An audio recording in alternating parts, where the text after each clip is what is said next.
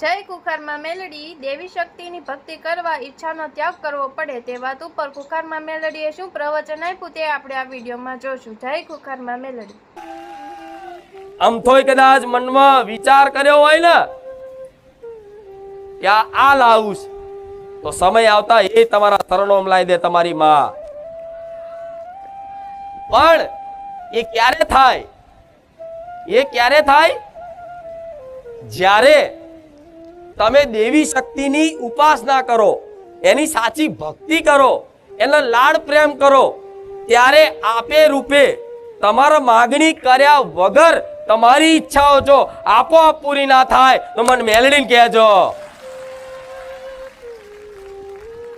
કોઈ માગણી કર્યા વગર, કોઈ પ્રાર્થના કર્યા વગર, કોઈ કગર વગર કર્યા વગર, કોઈ આહુડા પાડ્યા વગર આપે રૂપે તમારી માં તમારી જરૂરિયાત હશે ને એટલું આપે રૂપે તમારા ઘરના ઉમરે લાવી દેશે, તમારા શરણોમાં લાવીને સુખ મેળવી લે છે કે લે દીકરા આ તારી ઈચ્છાઓ તારી હતી ને, લે આજ તારી માતાએ આ પૂરું કર્યું. પણ એ પહેલા ઈચ્છાઓનો ત્યાગ કરી દેવો પડે. દેવી શક્તિની ભક્તિ કરવા માટે પહેલા ઈચ્છાઓનો ત્યાગ કરી દેવો પડે. માં મારે કોઈ જોતું નહીં, માં બસ મારે તું જોઈએ, માં માં તારી ભક્તિ જોઈએ, માં મન તારો પ્રેમ જોઈએ, બસ માં તું આવી જઈ ને તો મારે કશું માંગવાની જરૂર નહીં પડે. ગોડાઓ એક વખત માં આવી જઈ ને એટલે દુનિયા તમારા શરણોમાં છે.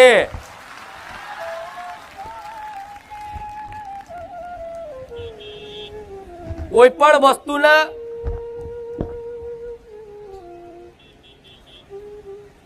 પ્રાપ્ત કરવા માટે એના સમીપ જવું પડે. જેમ કે આ ખેતર છે, ગાડીની જગ્યા અને પાર્કિંગની જગ્યા બાજુ કોઈએ ગુલાબના છોડ રોપ્યા છે, દાખલો આલું. હવે ગુલાબના છોડની સુગંધ લેવા માટે તમારે એના સમીપ જવું પડશે ને, એના નજીક જવું પડશે ને. તો તમે ઈચ્છા નહીં કરો કે મારે સુગંધ લેવી છે, છતાંય આવી જશે, આવી જશે ને. કોઈ અગ્નિ પ્રગટાઈ છે, કોઈએ તાપણું કર્યું છે બહાર, દાખલો આલું. તમારી ઈચ્છા નહીં કે મારા તાપ નહીં લેવો, પણ એના સમીપ જશે તો ઓટોમેટિક એનો તાપનો અનુભૂતિ થશે ને. બરફ પડ્યો હોય અને બરફના જોડે જાઓ તો તમે ઈચ્છા ના કરો કે મારે ઠંડી નહીં લેવી, પણ બરફ નજીક જાઓ એટલે આપોઆપ ઠંડી લાગે ને. હા, તો તમે તમારી કુળદેવીની આગળ કોઈ પ્રાર્થના, કોઈ મનોકામના કર્યા વગર ઈચ્છા રહિત ખાલી એના સમીપ જાઓ ને, ખાલી એના સમીપ ભાવથી માં માં માં માં માં કરીને એના સમીપ જાઓ ને એટલે માગવાની જરૂર નહીં પડે. ધન સંપત્તિ, વૈભવ, ઐશ્વર્ય, માન સન્માન, રૂપિયા, ગાડી બધું આવશે. આવું મેલડી બોલું છું. હું લાલચમાં નહીં નાખતી હો તમને, પણ એક ભાવ શીખવાડું છું કે વગર માગે ગોડા એની ઉપાસના કરી જુઓ, એની ભક્તિ કરી જુઓ. આપે રૂપે દેવી શક્તિ તમારી બધી ઈચ્છાઓ પૂરી કરશે. જે હારી હશે, ન્યાયયુક્ત હશે, ધર્મયુક્ત હશે, એ બધી ઈચ્છાઓ પૂરી કરશે તમારી માં. આટલો વિશ્વાસ રાખજો. એના સમીપ જવાથી ખાલી, સમીપ જવાનો મતલબ બે પગે ચાલીને જઈએ નહીં, તમારા મનથી, તમારા ભાવથી, તમારા હૃદયથી એની બાજુએ સન્મુખ થઈ અને જેમ જેમ ભક્તિનો વધારો થાય અને જેમ જેમ તમારી અંદર એક નવો એના પ્રત્યેનો ભાવ જાગે ને એટલે તમારે માગવાની જરૂર નહીં પડે. આપે રૂપે બધું જ આવશે. તમે વિચાર કરતા રહી જશો કે માં આ વસ્તુ તો મેં 5 વર્ષ પહેલા વિચારી હતી, પણ માં તે અમારી એ પ્રાર્થના સાંભળી લીધી હતી. આજે સમય આવતા મને ખબર પડી કે માં દુઃખના દાડામાં તું મારી માં મારી પ્રાર્થના સાંભળતી હતી. આજે જે રો કકર કરો છો, કગર વગર કરો છો, પ્રાર્થનાઓ કરો છો, આહુડા પાડો છો દુઃખના, તો શું તમારી માતાઓ નહીં સાંભળતી? બધું જ સાંભળસ. એક એક પ્રાર્થના કરેલી મનથી વચનથી, દરેક પ્રાર્થનાઓ તમારી માં આજે સાંભળે ને. પણ રોજ જાઓ માગણી, રોજ જાઓ માગણી, દાડા ગણો. આજ તો ચામુંડમાનો દીવો કરે, આજ તો આપણને હવા મહિનો થયો, સારું કોઈ સારું ના થયું. ચામુંડ માતા શું કે રવા દે ને ભાઈ, તું દાડા ગણ્યા વગર તું દાડા જ ગણે રાખ, કે નહીં? બુખાર મેરડીએ કે હું 3 મહિના જ્યો, સારું કોઈ કોમ ના થયું, તો અહીં દાડા ગણ, સમય ગણ, એનું કામ નથી. અહીં તો કેવા ભક્તોનું કામ છે? ધીરજ વાળા. આમ ધીરજની ડોર પકડી રાખે, આ ચુંદડીનો છેલ્લો જાડી રાખે, ભલે હું એની હોમું ના જોઉં પણ ઢહેડાય મારી પાસે. આ શું ખોટું? તારે માનું બનાવીશ, તારે મેલડીનું બનાવીશ.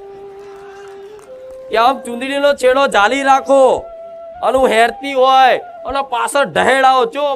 દીકરો એની માં જો રિહાય એટલે કેવી આમ હાડીનો પાલવ ઝાર રાખે, એની માં ઢહેડા તોય તે જાલી રાખે. છેલ્લે એની માને જોવું જ પડે, હાર હેર લેર તેડી જ લઉં છું હવે તને. આ શું ખોટું? એવી તમારી માનો પાલવ પકડી રાખો ગોડાઓ, જોડે મારો પાલવ જાલી રાખવો પડશે. ચમ કે તમને અને તમારી માતાનો વચ્ચેની જે ભક્તિ છે ને, એ મારા ધામમાંથી કદાચ મળશે, એવો વિશ્વાસ રાખજો.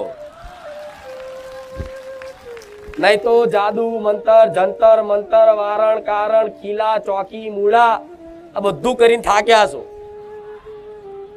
એટલે હું 2 હાથ જોડું છું કે આ બધું દર રવિવાર કહું છું ને આજે કહું છું, બધા વેમ કાઢીને આ ભાવ આલે ભાવ ચાલુ કરી દો. તમારી માં ગોડા ગમે તેવા નડતર હશે ને કદાચ, તો એ પાતાળમાં ઘાલ દેશે તમારી માતાઓ. અરે જગત જનની આદ્ય શક્તિ માં છે તમારી. ચામુંડા કમ છે? મહાકાળી કમ છે? બ્રહ્માણી કમ છે? ખોડિયાર કમ છે? શક્તિ કમ છે? હરસિદ્ધિ કમ છે? કમ નહીં ને. આદ્ય શક્તિ છે, ભગવાનને એનું મૌન રાખવું પડે, ખબર છે ને? રામ ભગવાન હતા તો એમણે તે દેવી શક્તિની ઉપાસના કરી હતી, ખબર છે ને? તો જો કદાચ જેનું માન ભગવાને રાખતા હોય ખુદ,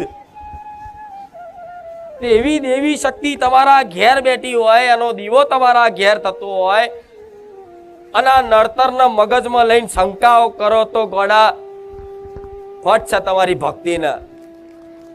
આ શું ખોટું?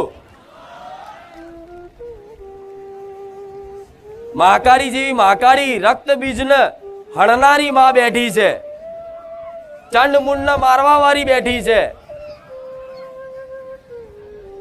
અને એવી માતાઓ ઘેર પૂજાતી હોય અને તમે એમ કહો નડસ કઈક નડસ કઈક નડસ, તો ગોડા દેવી શક્તિની શક્તિ પર તમને સંદેહ છે, શંકા છે, તારે આ વિચાર કરો છો. પણ એ નડતરની અનુભૂતિ કેમ થાય છે? એટલે થાય છે કે તમે છે ને માતાની ભક્તિ એના પામવા માટે નહીં કરતા, એના વાલ કરવા માટે નહીં કરતા, એના પ્રેમ કરવા માટે નહીં કરતા, એના માં મોની નહીં કરતા. એની ભક્તિ છે ને એક કોમ કરવા વાળી માં તરીકે કરો છો ને, એટલે તમારી માં પાછી પડે છે. કે માતા એટલે શું? નારિયેળ મોનો, ચુંદડી અગરબત્તી મોનો, પેડા મોનો, બાધા રાખો, માનતા રાખો, કામ થઈ જાય, અને ટાઈમસર એની માનતા બાધા પૂરી કરી દો. બસ આજ તમે માતાને માનો છો ખાલી. કે કોમ કરે આપણા કામ કરે, આપણા કામ કરે, એ દ્રષ્ટિથી જોવો છે ને દુનિયા. કોઈએ કીધું કે તમારી કુળદેવી ચામુંડમાં છે, તો કે ચામુંડા બેહું હોય કોમ કરે તો બેહાડું.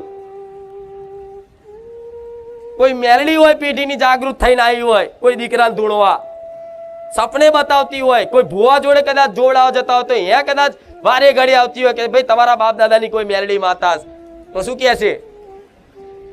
મેલડી માં હોય 3 મહિના મારું આ કામ કરી આલે તો હું માનું, તો એમ દીવો આલું. તો મેલડી દીવાની ભૂખ નહીં,